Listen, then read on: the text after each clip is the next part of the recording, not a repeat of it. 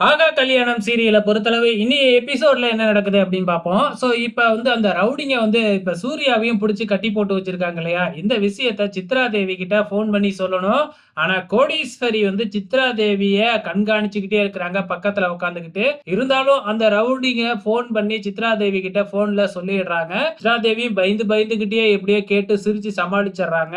இப்ப பாத்தீங்கன்னா, இவங்க ஒரு டெம்போ எடுத்துக்கிட்டு வந்துகிட்டு இருந்தாங்க இல்லையா? இவங்களும் அந்த ஊர அடைஞ்சிடுறாங்க. ஊருக்கு வந்தது உடனே பாத்தீங்கன்னா, நம்ம மக ஐஸ்வர்யா, சூர்யா இவங்க போட்டோவ காமிச்சு அந்த ஊர்ல விசாரிக்க ஆரம்பிக்கிறாங்க. அந்த ஊரே சின்ன ஊர் தானே. அதனால எல்லாருமே அவங்கள பார்த்திருக்கிறாங்க. ஆமா நான் பார்த்தேன். இவங்க எல்லாம் தனித்தனியா தான் வந்தாங்க அப்படிங்கிற மாதிரி இன்ஃபார்ம் பண்ணிக்கிட்டு இருக்காங்க.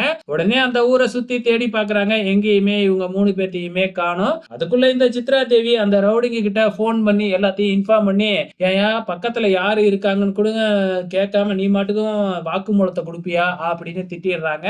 இப்ப இவங்களும் இந்த ஊருக்கு வந்திருக்கிறதுனால எங்க மாட்டிக்க போறோமோ அப்படின்னு சொல்லி ரவுடிங்க கிட்ட ஏதோ ஒரு பிளான போட்டு விட்டுறாங்க.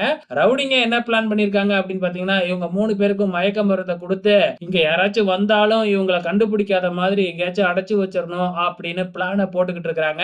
இந்த பிளான் சூர்யாவுக்கும் தெரிஞ்சிருது. சூர்யாவும் மகா கிட்டயும் ஐஸ்வர்யா கிட்டயும் இன்ஃபார்ம் பண்றாப்ல, நமக்கு மயக்க மருந்து தான் எனக்கு தெரிஞ்சு குடுக்க போறாங்க. அப்படி மயக்க மருந்து குடுத்தாங்கன்னா, நீங்க மூச்ச உடாதீங்க. மூச்ச இழுத்து பிடிச்சுக்குங்க. மயக்கம் வர்ற மாதிரி நடிச்சிருங்க அப்படிங்கிற மாதிரி மட்டும் சூர்யா சொல்றாப்ல. அதே மாதிரியே ஆரம்பத்துல இங்க வந்தவங்க சூர்யா, ஐஸ்வர்யா மகா கிடைக்கலன்னு உடனே போன் பண்ணி போலீஸ்க்கு இன்ஃபார்ம் பண்ணிடலாம் அப்படின்னு தாத்தா சொல்றாப்ல. அந்த நேரம் பார்த்து நம்ம சூர்யாவை கொண்டுகிட்டு போய் விட்ட ஆட்டோ டிரைவர் அங்க வராப்ல.